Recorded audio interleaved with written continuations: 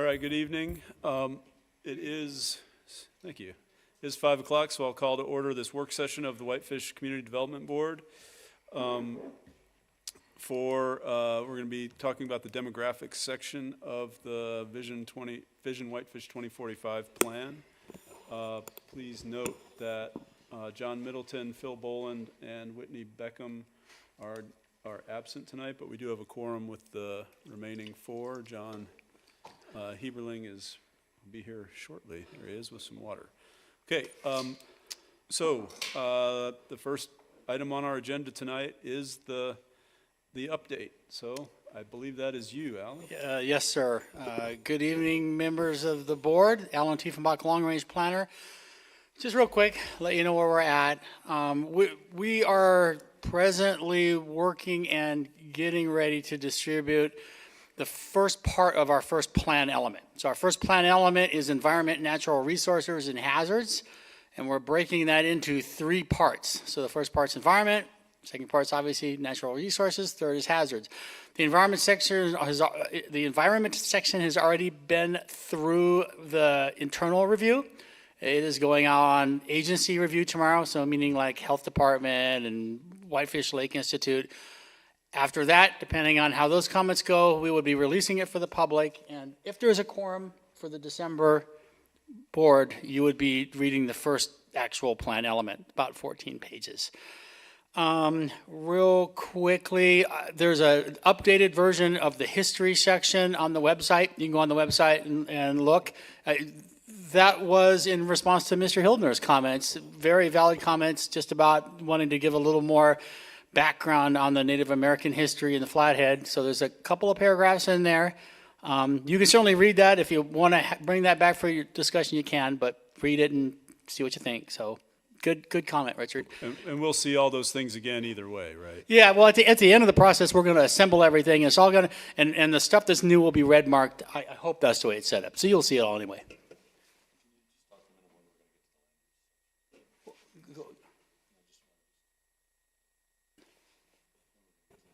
Well, oh, sure. So over the next few months, you're going to see those three sections of the environment, natural resources, and hazards element. Those are going to be your next three things. Those are relatively detailed just because of the science that's behind them. That's why we're doing it in three parts. After that, we will be starting on the public facilities and transportation sections, which are exactly what you think. Somewhere in the mid to late spring, I don't know exactly yet, we'll be having sort of our re-engagement town hall meeting where we'll be reaching out and trying to have another meeting with the community just to kind of get a sense of how things are going and just inform them that we're getting ready to start on the land use and the housing sections. Land use and housing sections will start somewhere around June, and the hope is to have the first drafts of the plan done by late fall, early winter next year. They'll be literally just textual drafts. They won't have been compiled yet, I don't believe. Did I miss anything, Dave? Oh, and economic development. Sometime about the same time as the land use, because we decided we want to kind of wait and figure out how the population is going, what the land use is doing. When we do that, we'll be somewhere around that time. We'll be also releasing the economic development element. But I don't have a timeline on that yet, unless Dave wants to comment on that. Any questions? So we're further than you think. You just haven't seen a lot of it yet. We're roughly almost halfway, I think. There's a lot of stuff that's done. And just something that came up at the council meeting, there were some questions about like when we were going to get to the zoning changes part of it, and that's going to be an implementation of the growth policy. So through the land use element, we'll be identifying certain aspects of things, but it's the big picture part of it. And when to actually implement like Senate Bill 382 and the MLUPA, Montana Land Use Planning Act, will be after the growth policy is adopted. We'll be then going through some, the process of changing our zoning to make that consistent with that. Right. So that's going to happen after the whole thing's adopted, which is why we're not talking about that right now. It's down the road a ways. So we have to identify what the issues are and do our land use map, and then when the growth policy is done, we have to have a schedule for how we're going to amend the zoning to be consistent with the growth policy. So they're two completely separate processes. One of them is growth policy, the other is implementation. Yes, this is the 30,000-foot view, correct? Yes, sir, that is correct. Okay. Richard, do you have a question? I do have a question. Can I interrupt now, or you want to Well, why don't you come up, but you have to come up to the microphone every time, just because we're streaming live and we want people to hear you. Given what you, Richard Hillner, 104 Fifth Street, or is this on? I'm assuming. Just given what you just said, it seems to me that that is not absolutely clear in the website for Engage Whitefish, and I think that that needs to be big, bright, bold, so that people understand, because in the community, I'm sensing a real sense of frustration. It's been a moving target, but I can update the website to show that I haven't changed it in the website yet, but I will. Oh, okay.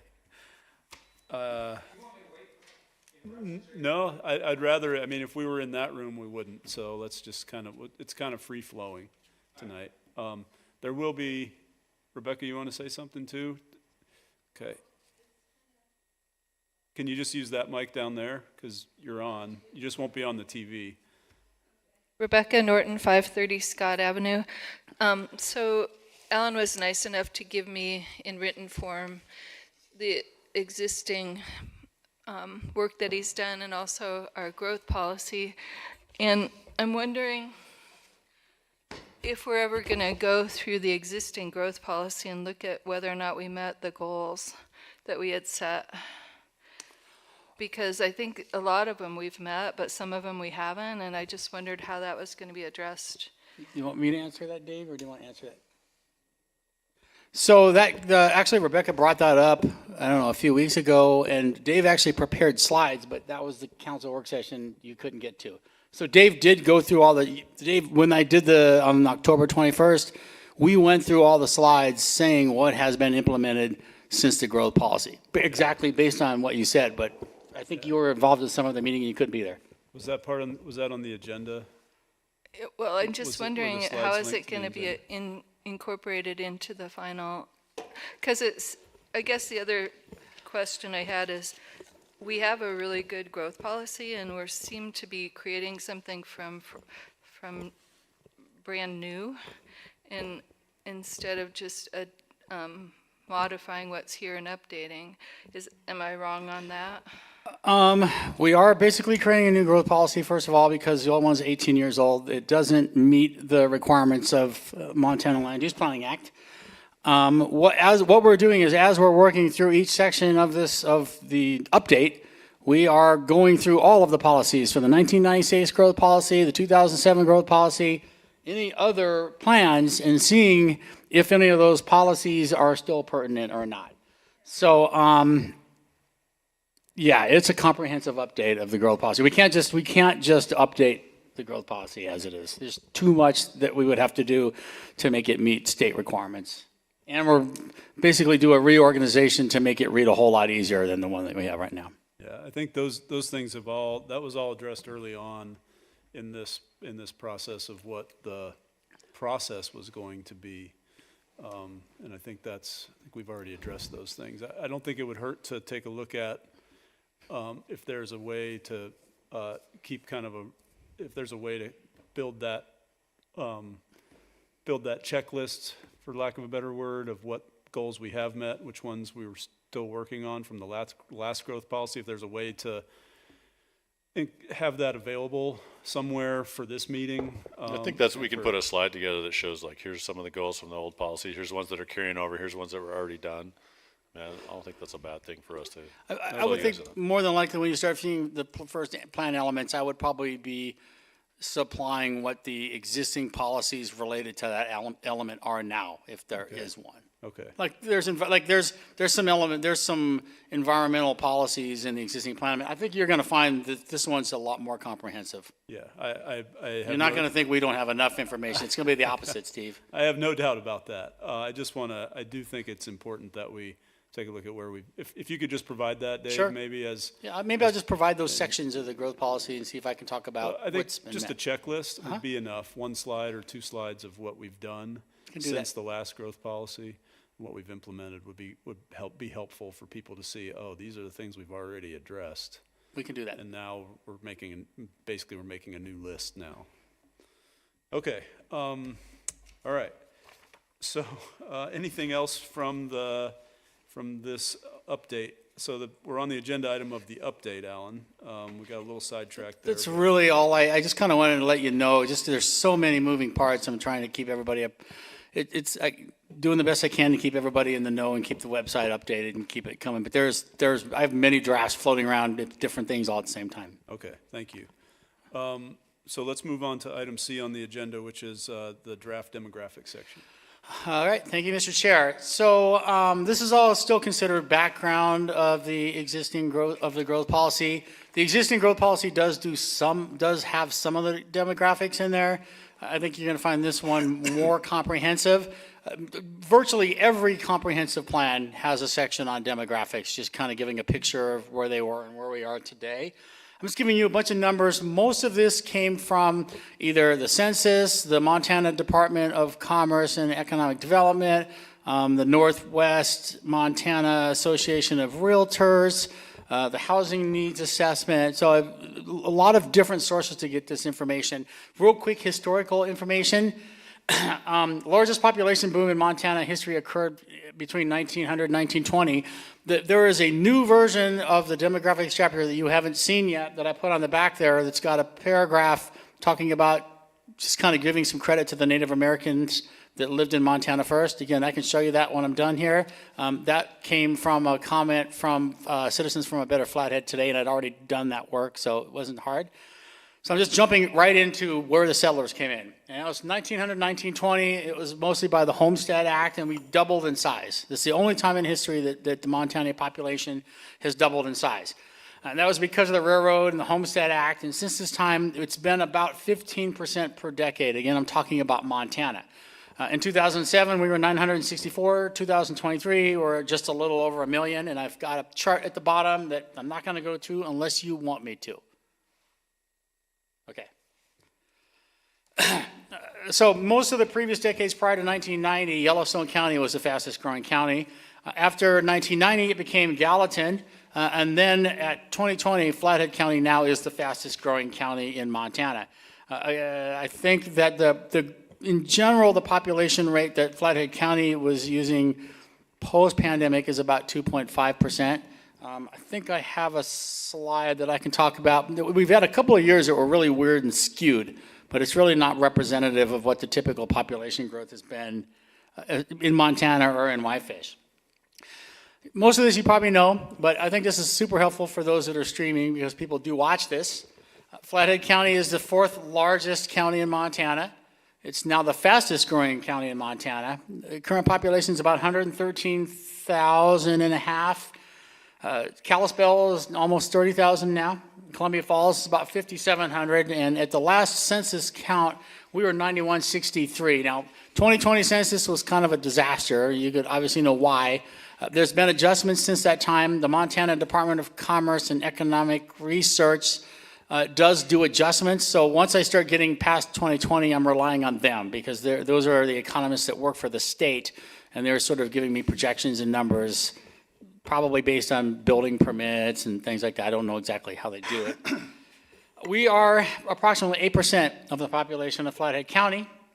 If you go back to 2000 up to 2020 and even earlier, if you are looking at an average population growth, our average population growth is about 1.5 a year percent. That does not take into account after 2010. After 2010, it started to pick up. We got up to about 2 to 2.5%, and then when the pandemic happened, it went crazy. 2020, we got 8% population growth. 2021, we got 4%. So it kind of got crazy. Now it's starting to peak. Now it's starting to trend back down again. According to the Montana Department of Commerce, they see it slowing down. All the signs are saying we're going to start dropping back down to historic levels. You know, kind of a joke, but not like the Yellowstone series is about to end. That probably drove a lot of this. So a little bit about our housing unit population. So what I did was I looked at all the address point data that we had for Flathead County. Through a long and tedious process, I compared it against all of the existing conditions mapping that I did. I looked at the cadastral data, aerial maps, property records. I went out and looked to see what was actually there. And with that, I have about 5,700 units in Whitefish, and I'm confident this is a pretty accurate count. You're not going to get anything more accurate than this, because not only did I do the research online, but I went out there and looked and made sure there was units built there. Okay, so with some of these numbers, this is all guesstimating, okay? I mean, anytime you're talking about statistics or population growth, it's all best guesses. We have 5,700 dwelling units, plus or minus probably 2%, if even that. The census indicates for the city of Whitefish about 2.08 people per household. That's lower than the national average because Whitefish tends to skew older, wealthier. We have less traditional families than traditional households. If you were to take that number, 5,700 units, multiply it by the number of people that census says is household per unit, we come up at about 11,856 people, 1,000 people at 100% capacity, which never happens because we never have all the units filled. Census usually says about 75% occupancy. We've got lots of second homeowners, so we never really have that full population. But if you filled every single unit in Whitefish with 2 people or a little more, that's the number that we have. In July, yeah, maybe in July. And still, maybe under a big sky will be, it probably feels like more than that, actually. Okay, so with our estimated population, if I look at what person, I came up, so when I looked at the total number I had, I was able to figure out based on what the census says is our population, I was able to figure out how many more people were the seasonal population.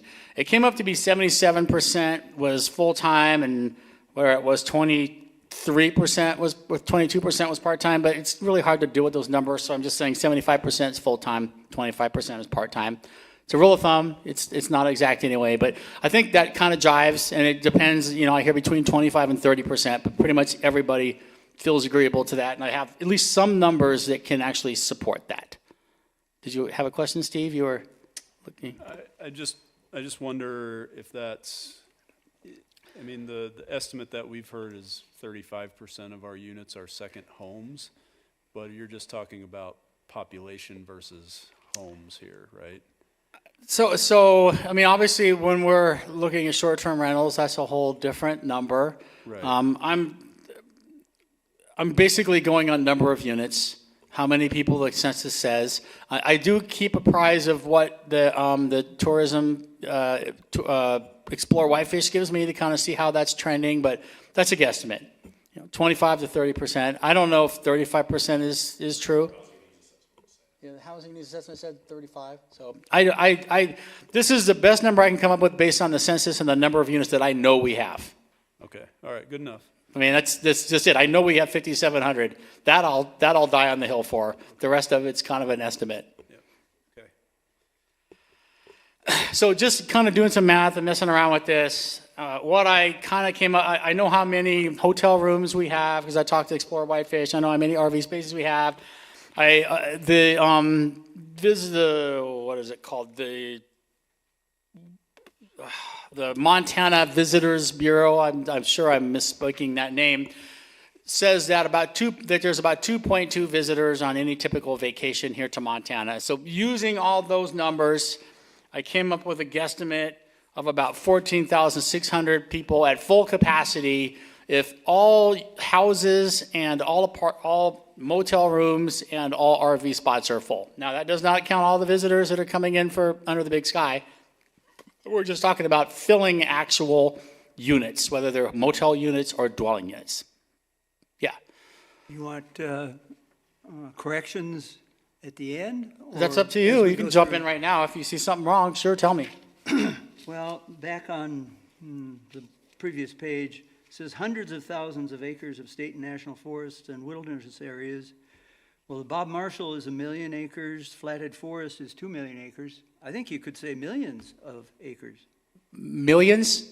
Yeah. Sure. The park is another million.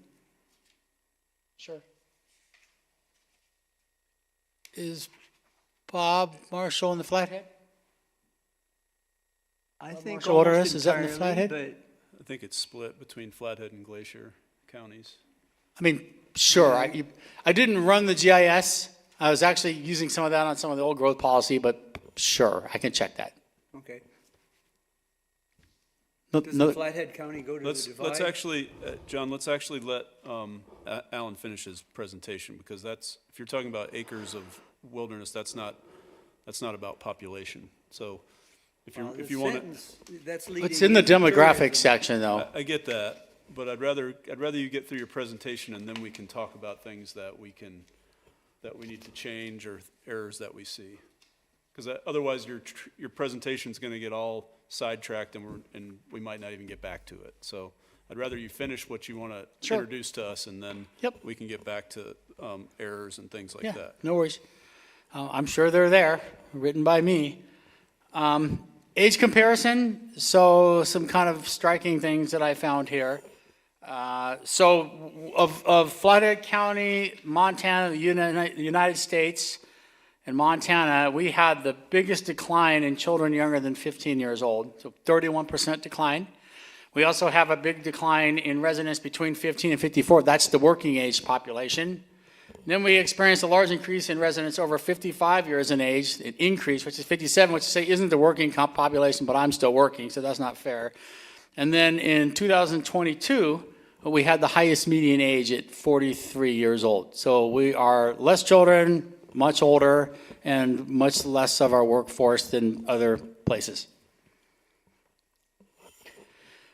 Median income is a little tricky, because when you talk about median income, you're not talking about wealth. You're talking about they're looking at all of the salaries of a family of four, a household of four. They're throwing that together.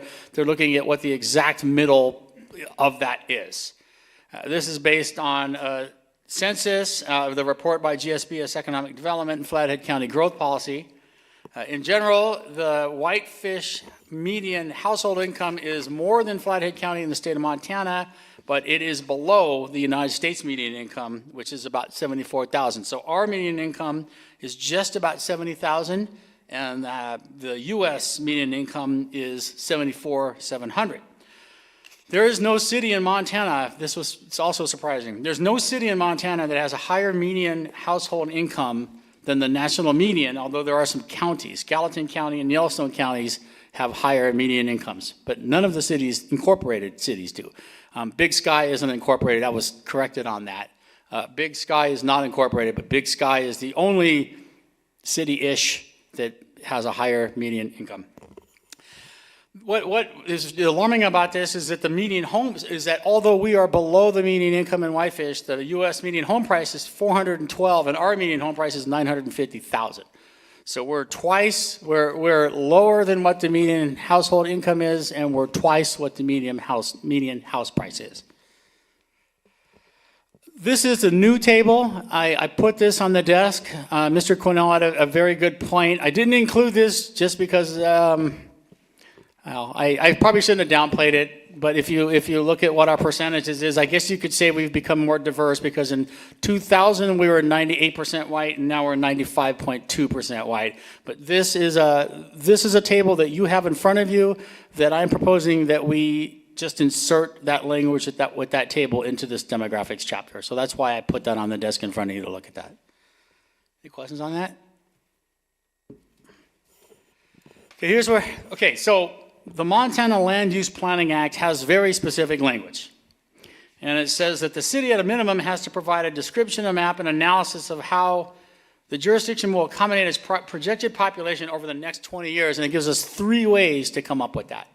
It says that we can use demographics published by the Department of Commerce. We can use demographics generated by the local government, or produced by a professional firm specializing in projections. And then it says when a population projection for a city is not available, it can be reflective of the area's proportional share. So what that means is, look at if we didn't have this, you could look at the population projections of Flathead County and figure out what 8% of that is and say that's what our population projection was going to be. So here's some baselines that you need to be aware of. From 2000 to 2020, so I left out the pandemic because that screwed everything up.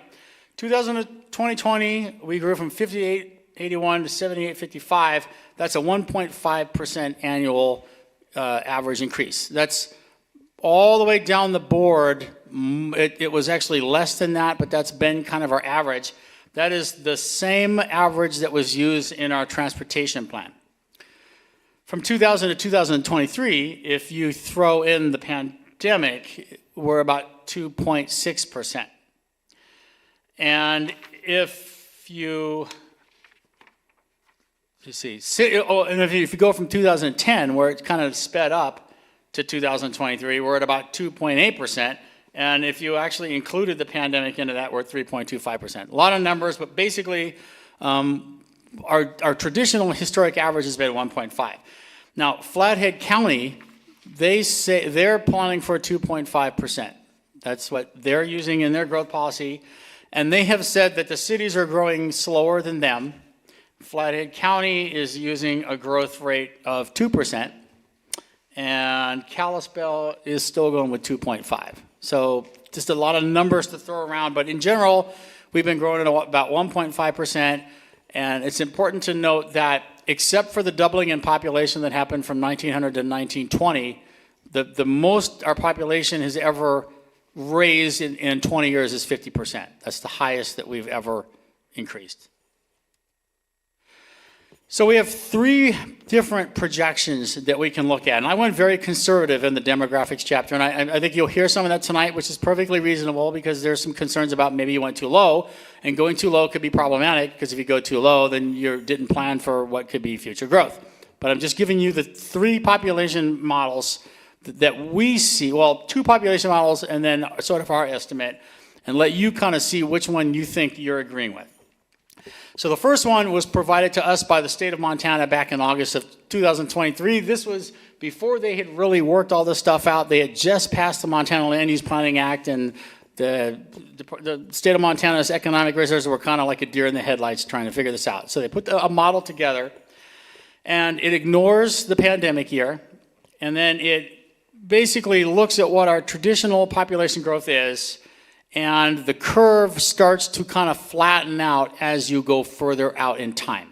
And the argument for that is that it's accounting for whitefish being older, births and deaths, the geographic constraints, basically land costs, costs of construction, diminishing returns, that Montana was cheap and now we're not cheap. We're basically comparable to many of the other states, so it's slowing down because it's not so cheap to live here anymore. And also that, it's expected that whitefish is going to grow slower than Flathead County. It starts at about 2.5%, like I said, and then it flattens out over time, and I think at the bottom it hits at about 1%. Under that growth scenario, it projects a population of 11,423 in 2045. That is the number that's in the demographics chapter. Again, I just went with the most conservative one to start. Mr. Chairman, I have a question. Go ahead. So does that, the boundary is Whitefish city limits? Yeah, that's a great question. Yeah, I'm sorry. So we're only talking about within the city limits, and the reason why is we're not going to know what areas could be annexed or what areas we want to annex until we get to land use and housing. When we get to that section, we look at the planning area, that's when you'll be deciding what areas you think are going to be most likely to annex over the next 20 years. Because I did all this research with getting numbers of units, we will be able to know when we annex exactly how many units we're annexing, and we can kind of figure out what the population is. That's why I did that. Good question, though. We're just talking about city limits as it is right now. Thank you. Okay? Okay, so that's model one. Okay, this is model two, and this was also provided by the state of Montana, and I got this yesterday. So they have since in the last year, they've been working on a website, and now they have a website, and I can only go so far because I'm not a demographer, and can't explain all the curves and the mathematics and the models. I just can't. That's why I'm relying on the experts at the state. They have put together a curve, and they've given you 6 different population scenarios, and you can kind of look at what the one is. The second one they said is possible that we could consider, and he basically used the word, said if you're really doing infill and you're doing zoning changes, here's another number. And what that does is it looks at the growth rate between 2000 and 2023. It takes the entire growth rate. It looks at what the recent increases are, all those blips from the pandemic. It sort of smooths it out, and it applies a growth rate of about 2%. So it applies formulas that smooth this curve to account for fluctuations. It looks at averages between different projections. It's complicated. It projects approximately 1,400 full-time residents what did I say? Sorry, it projects approximately 14,000 full-time residents in 2045. So that's the high end. It's important to remember that we're talking full-time residents. So you want to add at least 25% to that. You don't know, that's the number I know for sure is at least 25% is seasonal. So far, so good? Here's an alternative projection that we're just looking at. This is using our historic growth rate. It does not include 2020 and 2023, just because, again, it's kind of went crazy, and now it's starting to slow down and fall back to what the state believes are historic averages. So from 2000 to 2020, we grew 58.8 to 78.55, and that is 1.5% annually, and that is the number used by the transportation plan. And that results in a projection of about 12,300. So it's what is that, 10,000 or 1,000 above-ish. So understand, this is an inexact science. This is like forecasting the weather. Projections help us to prepare by anticipating for future city needs, and I guess the thing that would be important, was some very valid facts that Shelter Whitefish brought up, is you don't want to plan too low. If you plan too low, first of all, if we grow faster than we can anticipate, we may not have the infrastructure, the water and sewer, parks and trails may not be adequate, we may not have the staff and the needs, the police and fire. It may encourage more growth policy amendments due to anticipated growth, so we might be scrambling here. And we will continue to grow as all cities grow beyond 2045. So, don't know what the numbers are going to be, but again, the best we can do is look at how we've grown, what the trends are, how expensive land is. I mean, at the end of the day, the population growth in everything that I've seen is that population growth in Whitefish will be slower than Flathead County, probably slower than Kalispell because of just the cost of land, the materials, the size of the land, etc.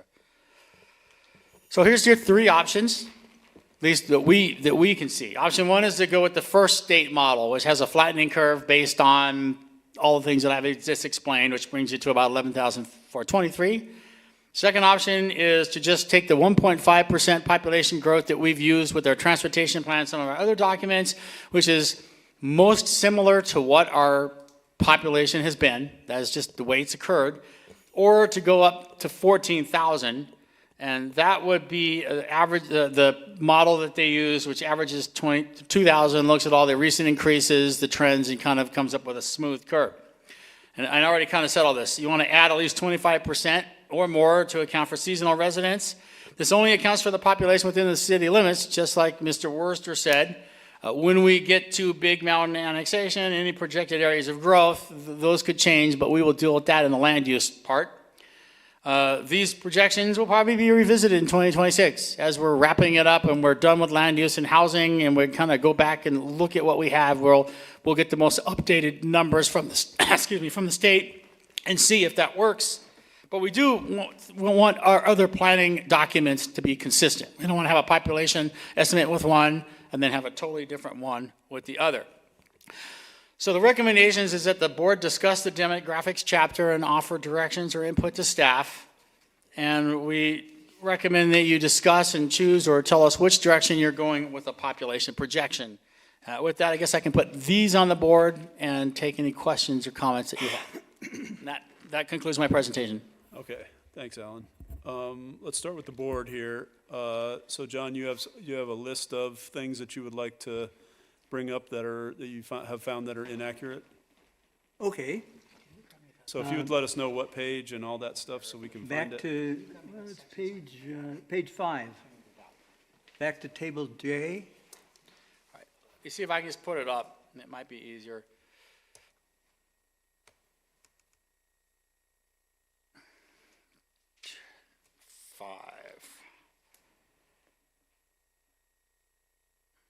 Table J. Yeah, for some reason my computer's not cooperating with me. Okay, yeah, that one. Got it. Thank you. Okay, the last line is total at 100% occupancy, and it's 14,659. I would say add in parentheses 11,856 plus 2,803 so that the reader can understand how you got to the 14,659. Plus, 856 plus, what was, plus 23% or 25%. Or, You have both numbers oh, in the 2803, table. got it. So the number Got it. of, Okay. the total population plus the visitors. Yep, understood. Okay, and by the way, generally, it's very good.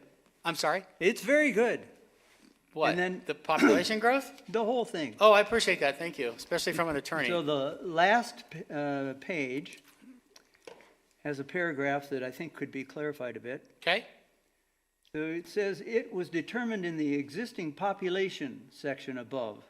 Well, I didn't find a section called existing population.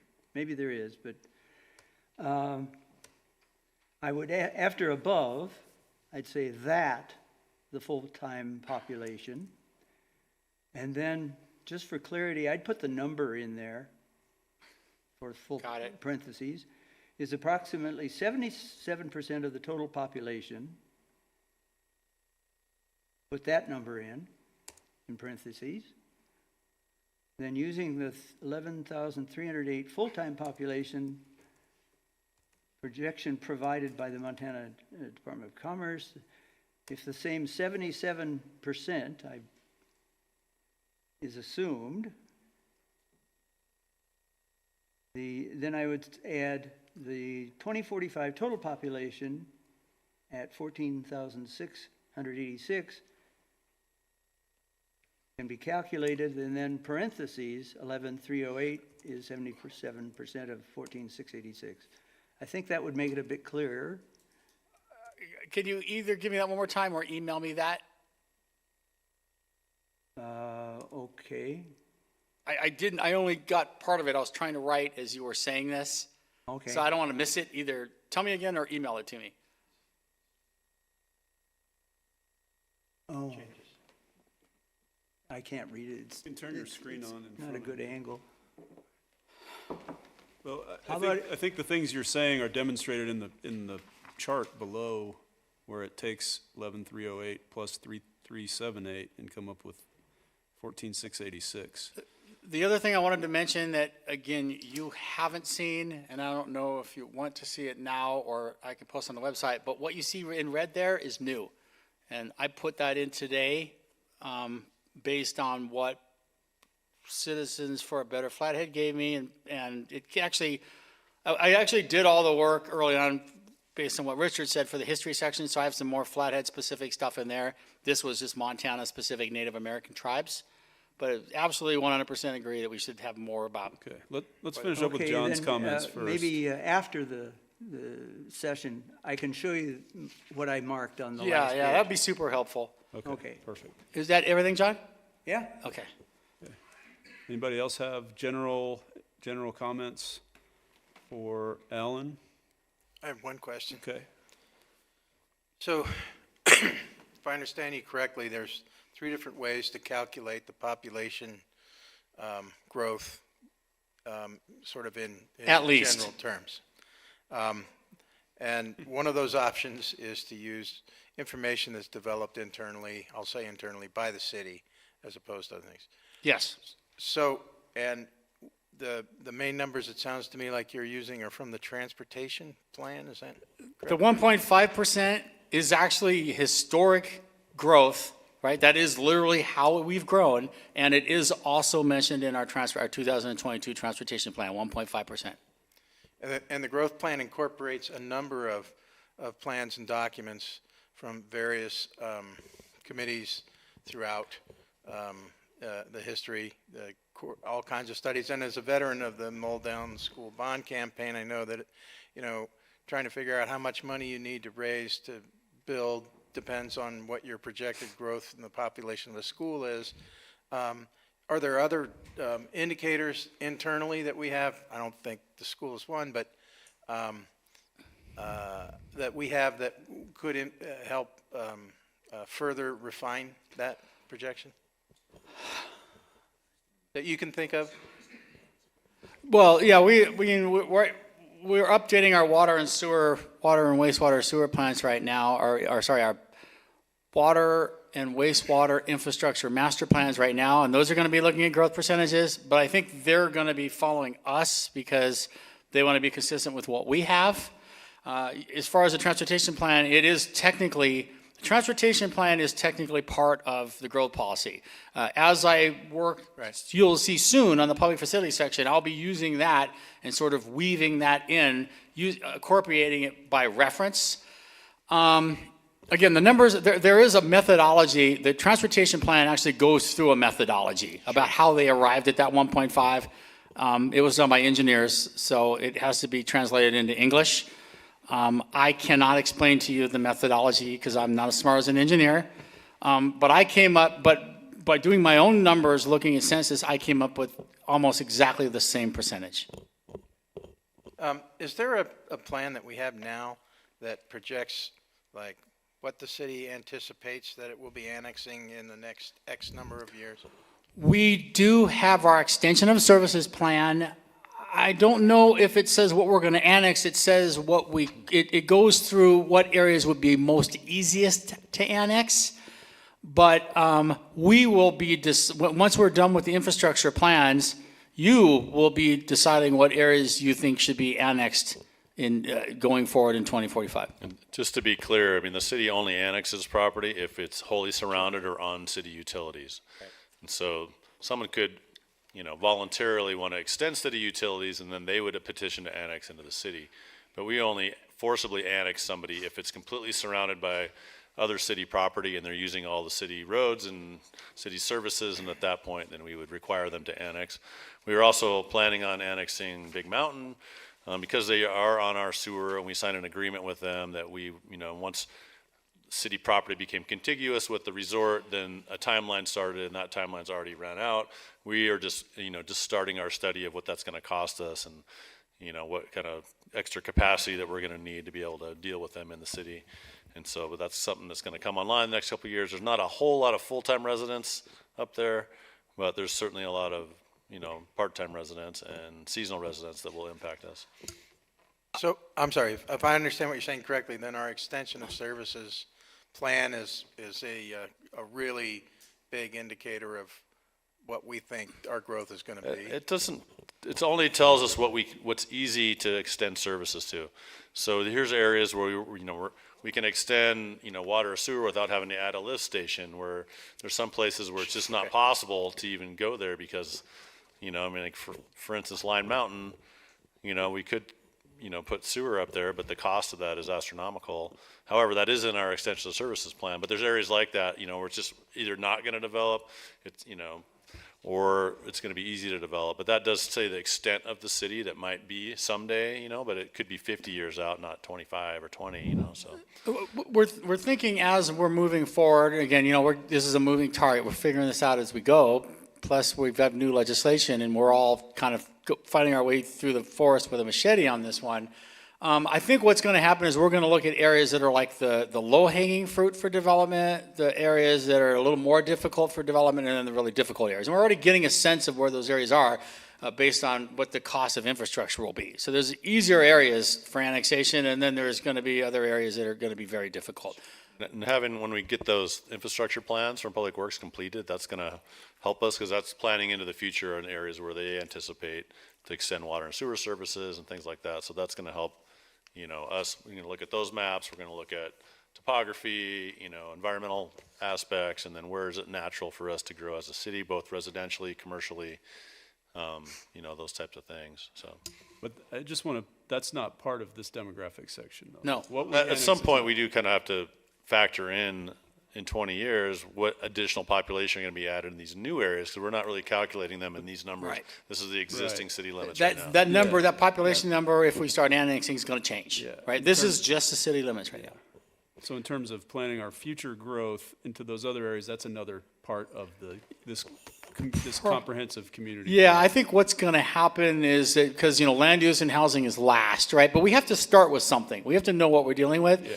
I think what's going to happen is at the end of the process, once we've gone through and we've figured out, land use, housing, where are we going to grow, I'll go back and adjust this and say, this is our population projection within the city limits, but if we annex as we do, this will be the total maximum population. Okay, great. One thing I failed to mention in my presentation that was raised to me, which was a really valid point, is there's a chart in there that has people added people added to counties, and it starts by decade, and then it goes to years, and it's not a really good chart because it looks like it just totally drops off when it really doesn't. So either we only do it to 2020 or just take the whole chart out. I don't really think we need it because we've got a table in there. Yeah, the line graph we should take out. That's the one I what mean. was It's gonna- really kind of funky, so I'm recommending that be removed. Yeah, I would recommend that as well. And I would like to value our time. It's 5:48. I'd like to hear from the public if there are people who would like to come up and speak on this, and then we'll have some time to deliberate and give Alan some direction.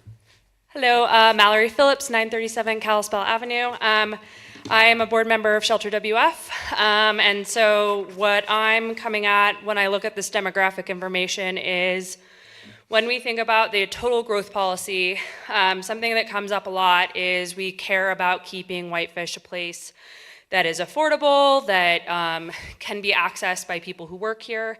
And so I think it's really important when we look at these numbers and predictions for the future. We also need to think about, and I don't know if any data exists on how many people have been displaced from Whitefish over the last decade.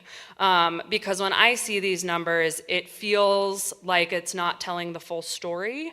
And I would like to know how many people who were living in Whitefish, both long-term residents and workers, have been displaced over the past 10, 15 years. And if we actually want to be a community that people can afford to both work and live in, how do our estimations for the future ensure that we are not making displacement more likely? And with that, when displacement is more likely, so is gentrification. And so that's like the point that I really want to hammer in for the working class of Whitefish and those that, we have over 57% plus of workers that travel in from surrounding communities, and how many of those people had been displaced, would live in Whitefish if they could, and that should be taken into account. Thank you. Thanks, Mallory. Dakota Whitman, 937 Kalispell Avenue. I am the current chair of the Climate Action Plan Committee, and I want to express some concerns I would have about potentially picking a lower population projection model. So in the Climate Action Plan, there is a transportation and land use section, and under Action Plans 2, 3, and 5, it mentions making Whitefish more bike and pedestrian friendly and reducing vehicle miles traveled, mainly through ensuring people can live reasonably close to where they work and recreate. And if we pick a low population projection model, we will not be stopping growth. If we exceed that number, we would simply be pushing growth to sprawl. And if we do the Kalispell model of growth and just only grow outward, it's going to make those action plans in the Climate Action Plan of making it more bike friendly and making people live, or allowing people to live where they can work and recreate. It's going to make that goal near impossible if that ends up being the case. So I just wanted to express that reservation. Thank you. Thanks, Dakota. Hi, my name is Cameron Dexter. I'm the policy director with Citizens for a Better Flathead. I just first want to thank you, Alan, for putting that in and acknowledging the Indigenous history. Second, this is relevant to the demographic chapter, but also the growth policy, public engagement as a whole. When you go to public comment on the website, you have to register, and we feel that might be a barrier to entry for some folks who maybe are technologically challenged. I recommended just going to the Federal Register and using that model. They just have a button, it's a little comment bubble, and you just click on that. It doesn't require you to make a password and register. All it asks is for your email, and if you are an individual organization, or individual, organization, or anonymous, and the not a robot button. So we would like to suggest that. Thank you. Thanks, Cameron.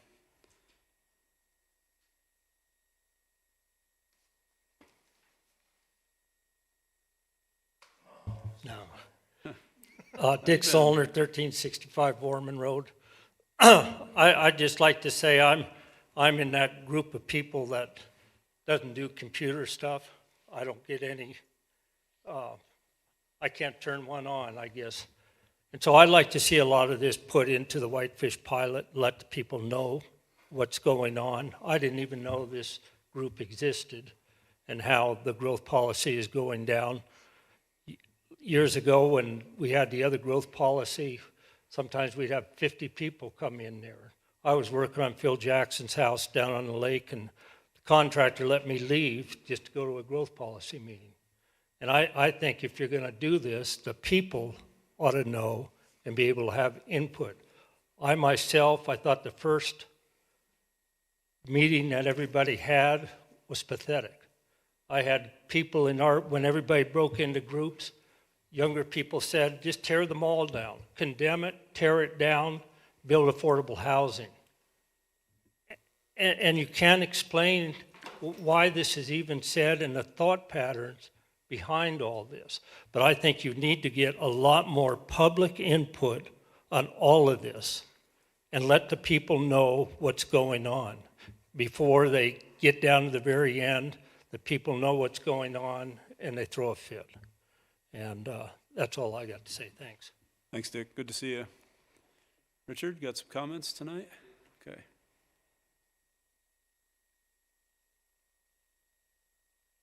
Richard Hillner, 104 Fifth Street.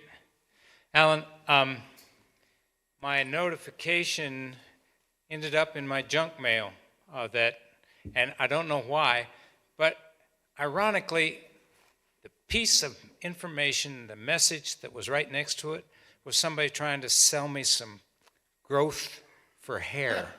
And I thought, is there a connection here, or am I just pulling my hair out?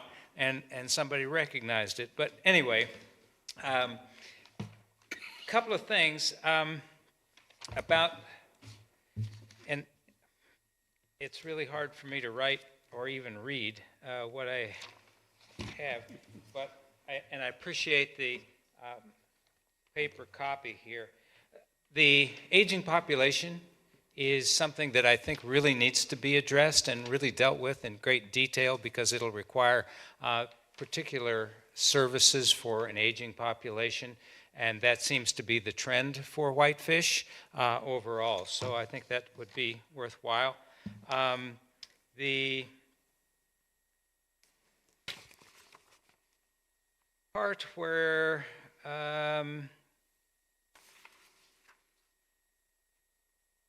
the growth appears to be, let me see where it said, it was a supposition that population growth based on COVID and Yellowstone TV. Yeah. right That's there. that's subjective supposition, and Very subjective. I would suggest you just drop it as just as an editorial proposition.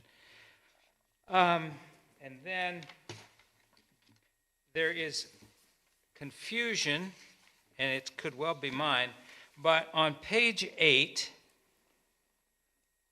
it says under employment, Table J reflects the top employers. Table J is a different, there is no Table J that shows employers. There's confusion there about what Table J, because then it goes back and refers to Table J in page 9, which looks at the projections. Do you see what I'm talking about?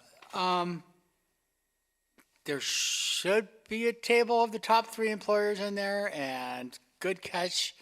And it was Big Mountain, Logan Health, and there was a third. School district? Not school district. No. It's probably Glacier Restaurant. Thank you, Glacier Restaurant.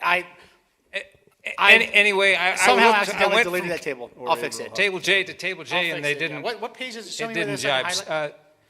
One of the. What page is it on, Richard? It's On the on. bottom of page 8 under methodology, you reference Yeah. the Department of Commerce Census and Economic Information Center provided population projections for both Flathead County and City of Whitefish. See Table J. I don't know if that's referring to something that's different, but Table J does refer to population, and I don't know if that's the one that you got from the Department of Commerce. I'll go back and Yeah, double check and make top sure. of page 8, where it says Whitefish table reflects the top employers. Oh, sorry. I have top industries. Okay, right, I got it. Okay? Yeah, totally just a miss. It was in there. I must have accidentally deleted I it. know. I'll fix it. Edits. It's all about edits. Table J, 3, I think,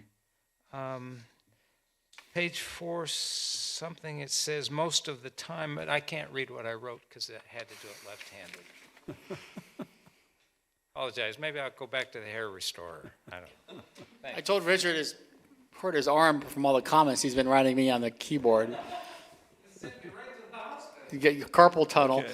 Any other public comment tonight? Okay, let's go back to the board then. I think our work here really is if there's any further direction in general about this chapter.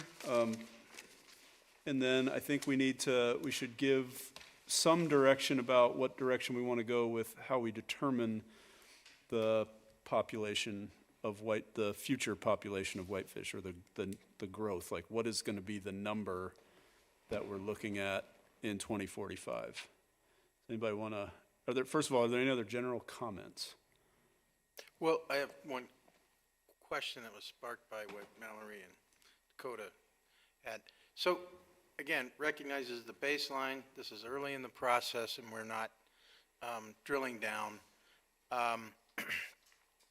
Do you have any sense from the data that you have so far if what we're considering now to be the boundary line, if that's going to require us to modify like our height standards, our density standards, those kinds of things?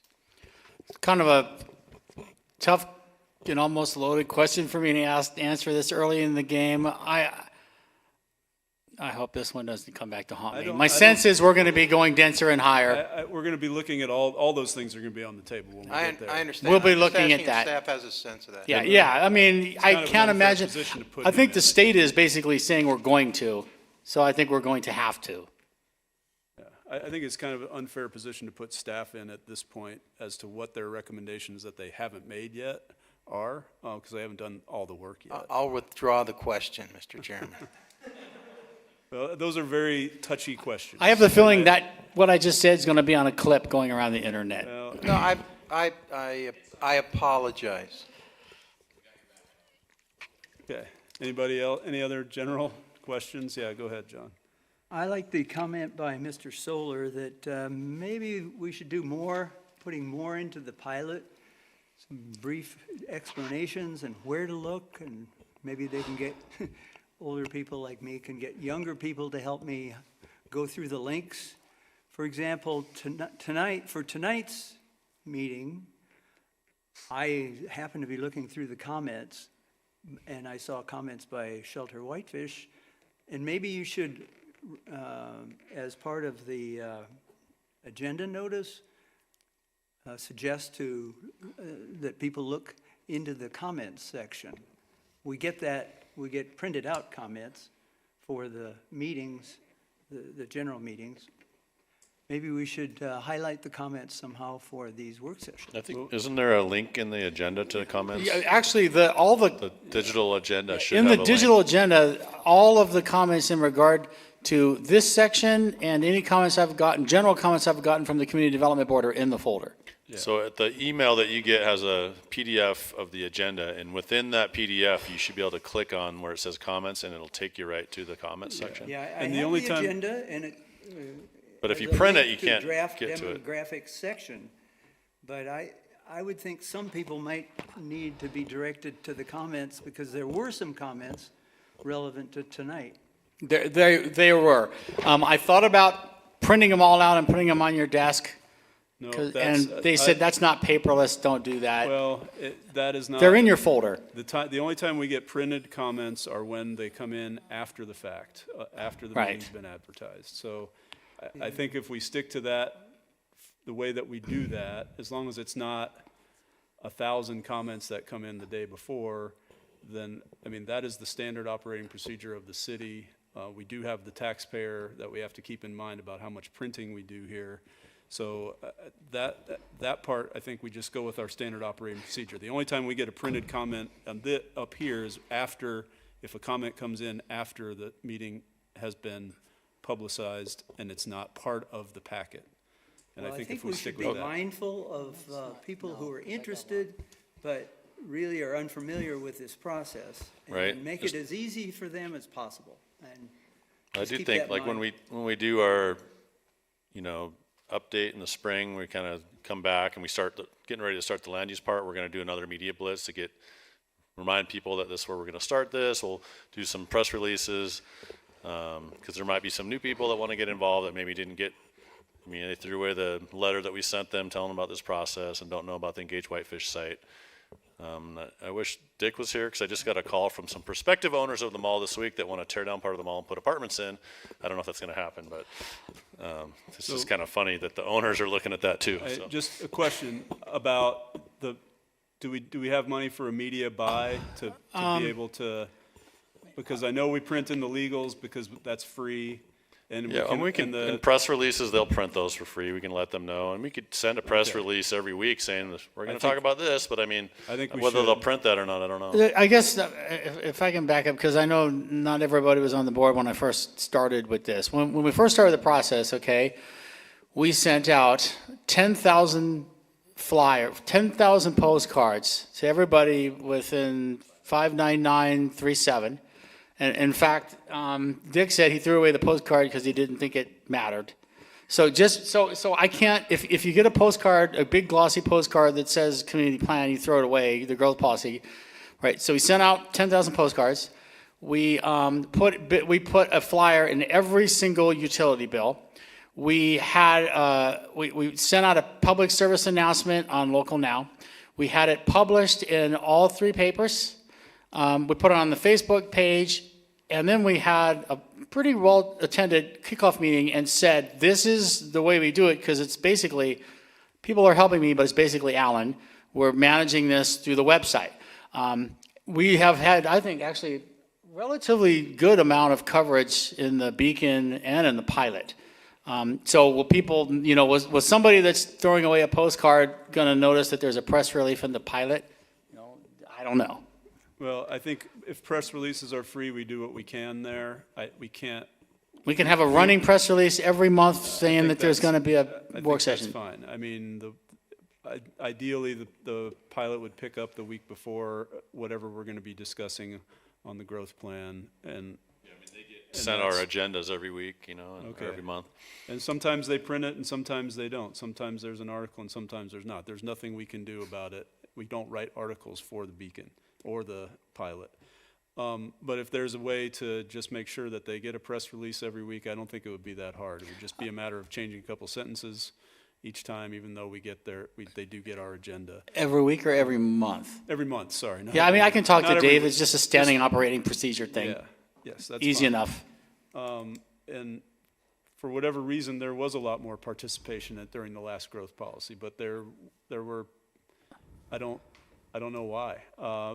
Was it our first? It was our first growth policy, actually. Maybe that was part of the. It was our part of the reason. second, but Yeah, we had done a 1996 one. and Okay. then Well, actually, there's our a bunch third. of them, actually, but they were 1968. 63 or 64 or something. 60. Well, I don't know what else we can do. I mean, we've made it as easy for people. I get it that older people don't use the internet as efficiently as. Well, I'm in that group too, Richard. So I mean, I can't knock not on too far doors. behind you. But also, this part of it isn't as interesting probably as Right. when we get to the land use part and we start talking about the nitty gritty stuff. I have the feeling you'll see more participation when that happens. Yeah, probably. I don't think we should wring our hands too much over it. Are there any? So I'd like to get to the last part of what we need to do tonight because I do have to get going and we've already used up our hour. Yeah, go ahead, Toby. One, the participation in the 2007 policy, the city was a lot smaller then, and people were more involved. And so that might account for the difference in things like this. I'm also wondering, in your growth policy regarding the projection of how many people will live here, I'm comfortable with kind of the 12,000 one.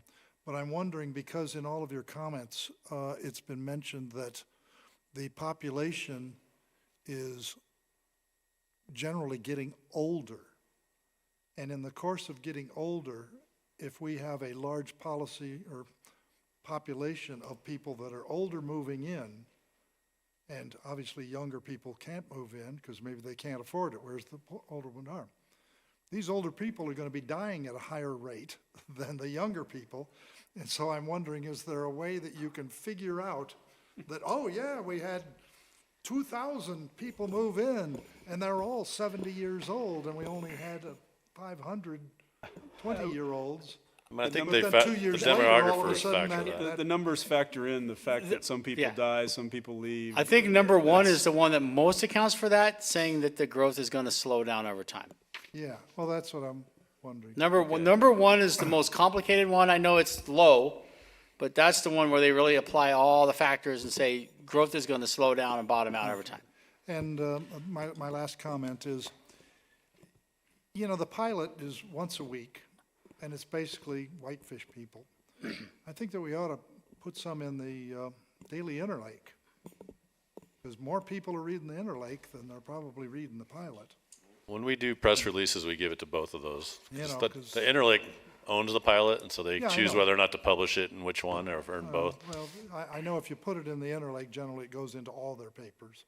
But, I mean, just a point. I think we've given them adequate direction on the public process. So I would like to address which of the three options we would like them to at least have in their minds as they're moving forward through the next piece. And I'll start.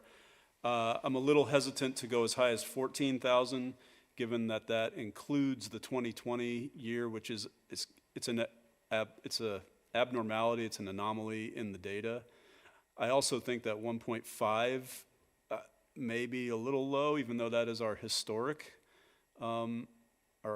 numbers. I'd like to see a little more data about trends, about how many second homeowners we do actually have, if we can find that, and what the trend in that has been, if that continues to increase, because that does make a difference in our full-time population. And I don't know what, you know, the data could come from, you know, residential building permits. It could come from, I'd like to see some other data other than just the numbers of people that live here, so that we can cross-reference those two things. I mean, and I think at the end of the day, we have to plan for the total population, not just the full-time population, because that's what's using our facilities and that's who's here, right? So, Okay. one way or the other. So we will be factoring that in, Well- you know, as far as the planning part of things, when it comes to infrastructure and traffic and all that, we have to look at the total number of people, not just the full-time residents. Okay, But- so if you add 25% to 12,339, you're looking at 16,000 people. I don't know what I'm not sure what difference that makes in what we're doing moving forward, but I think that, it seems like that number would make the most sense then. Yes, I mean, the 12,000 is based on if we're talking about second homeowners versus full-time, right? So that number is, the 1.5 is based on historic averages, what other plans are using. The question is probably, I think, going to be centered down to what percentage do we apply on top of that? Is it 25, is it 30, is it 35%? I can see, I mean, it's tough to figure out second home owners because most of them don't want to know.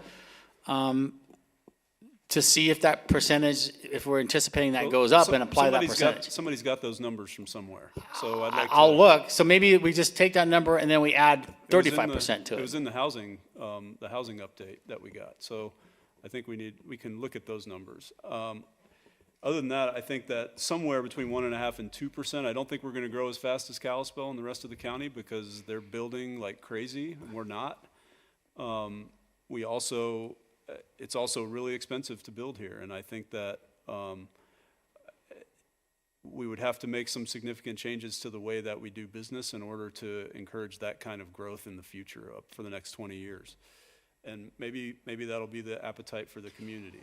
And I don't know what the answer to that question is, but Would you be comfortable if we took that number and then just tried to figure out, if we could figure out if the percentage was too low for the seasonal residents? And then add that, and then that number would be added to the 12,339, basically. yeah, that would be fine. That would be easy, I mean, because we have the data behind this number. We can go to 1.5, we can go to 2, but we're just saying, do I hear 3, do I hear 4? We have data that gives 1.5. Okay. But I can try to figure out what the trend is towards second homeowners and adjust the percentage, and then just add that percentage number to that, and that would say what our total Okay. full and seasonal. Are you okay with that? I am, but it's not my decision Okay, alone. but that Let's hear was from your the other comment, board so I want to members. make sure you're okay with that. That would be fine, yeah.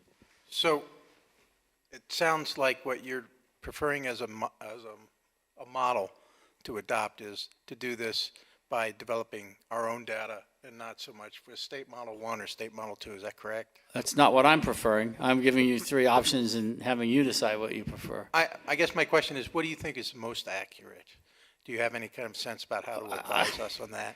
So I guess all the data, I've spent way more time crunching numbers than I should, and everything I've had comes up with about 1.5. I do agree with the state that I think we're going to slow down more. I think that number's probably pretty low.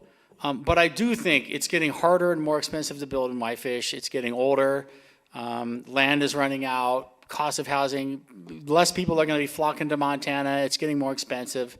So, but I'm favorable to the 1.5%. That's kind of where I land.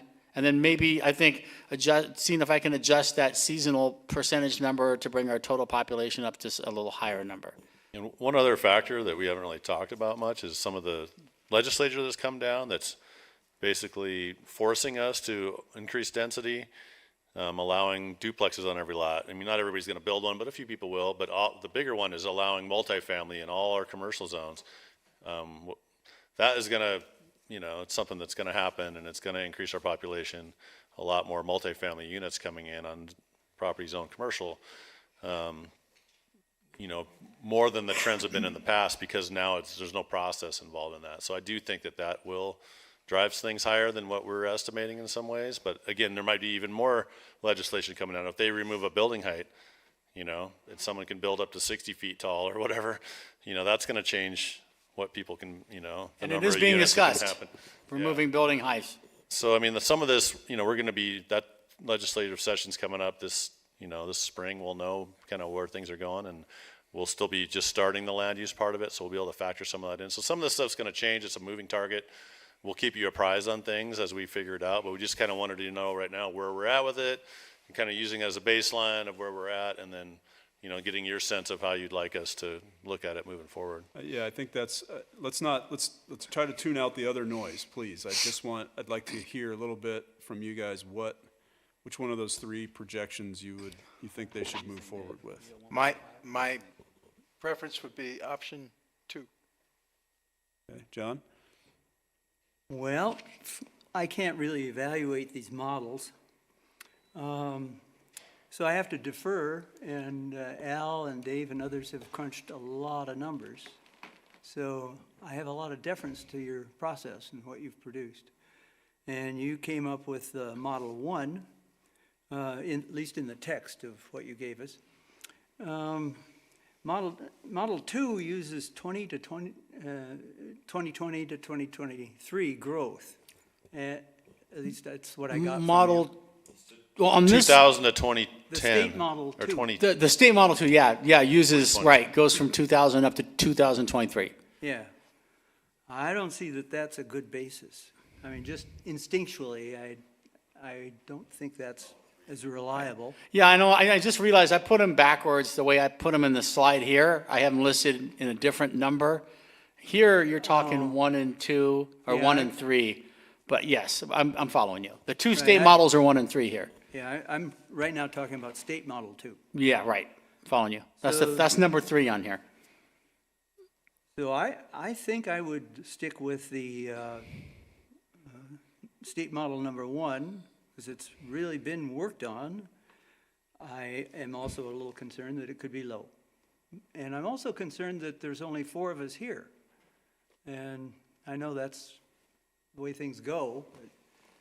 Well, just keep in mind, none of these decisions are final, and all this stuff is going to come back again. I know we keep saying this, but, we have to keep that in mind. Toby, do you have a preference?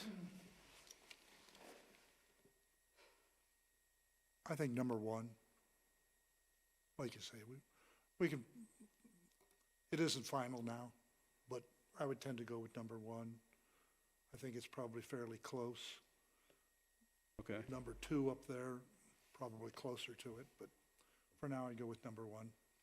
Okay. Sounds like it's split now. It's hard to tell. Yeah, I think that, well, in general, I think moving forward, that 1.5 number seems pretty good. I think that that's, I don't know what else to say beyond that. I think by looking at that and then trying to dial in a little closer to what you were talking about with the seasonal population, that might be the best we can do. So I have a tie. 2 for number 1 and 2 for number 2. What difference does it make to you as you go through the next phases with the, what? It's not a whole lot. I mean, you're only talking about 11,000 or 12,000. 900 people, so.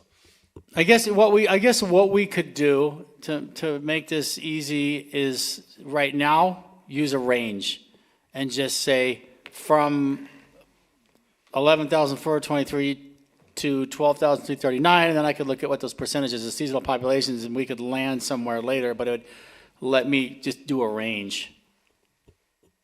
Perfect. I mean, does that work? We would be adding from this many people to that many people is what we project based on 2 different types of measuring the population projection. Fine. Fine by me. Yes. Yes. Does that mean you're gonna do 2 alternatives, 1% and 1.5%? It'll basically, I mean, I'm gonna rewrite this, but basically what I'll do is I'll explain Model A, the flattening curve one. I'll explain Model B, which is the historic growth rate.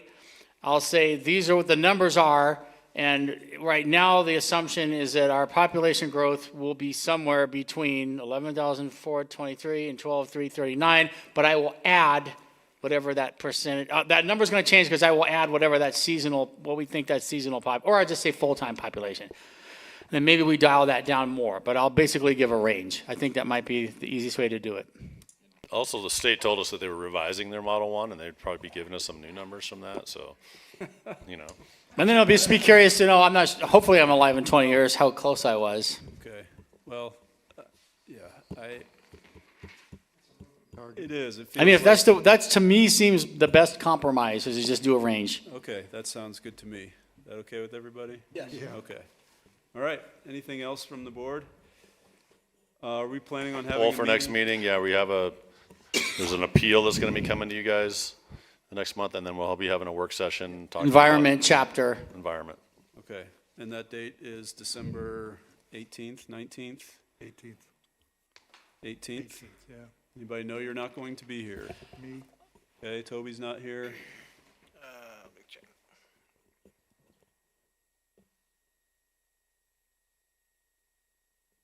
I'm good.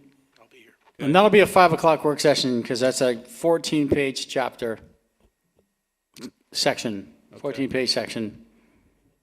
Okay, and we'll have an hour. I will get that to you earlier than the Thursday before. As I've sort of committed to, I have to go through a review process, but if I can get it to you 2 weeks in advance, that's what I'm going to shoot for.